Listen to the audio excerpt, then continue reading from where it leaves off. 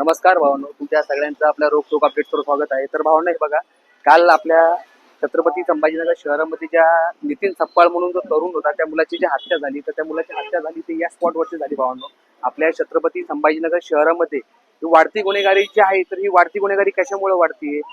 आपल्या छत्रपती संभाजीनगर शहरामध्ये दारू, गांजा म्हणा, या नशेच्या गोळ्या म्हणा, किंवा हे जे असे अंमली पदार्थ जे लोक विकतायत, जोपर्यंत यांच्यावरती कारवाई होणार नाही तोपर्यंत या वाढत्या गुन्हेगारीला कुठे ना कुठे आळा बसेल का भावांनो? हे बघा, आता दुसऱ्या दिवशी महानगरपालिकेनं म्हणा किंवा वरिष्ठ अधिकाऱ्यांनी इथे जे अतिक्रमण केलं ही खूप चांगली गोष्ट आहे. जे अतिक्रमण केलं म्हणा, जे वाढतं अतिक्रमण होतं, ज्यानं वाहतूक कोंडी होत होती, त्याच्यामुळे तुम्ही अतिक्रमण केलं ही खूप चांगली गोष्ट आहे.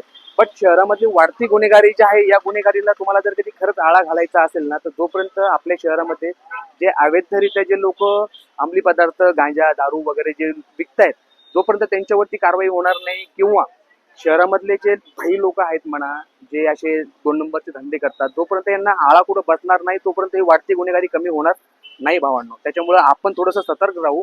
आणखी आपल्या आजूबाजूला जर कधी एखादा अवैधरित्या कुठला धंदा जर कधी होत असेल, किंवा कोणी दारू विकत असेल, कोणी गांजा विकत असेल, तर नक्कीच अशा लोकांवरती आपण कारवाई करायला पोलीस प्रशासनाला भाग पाडू. आणखी आपलं शहर जे आहे हे नशेखोरी मुक्त करू.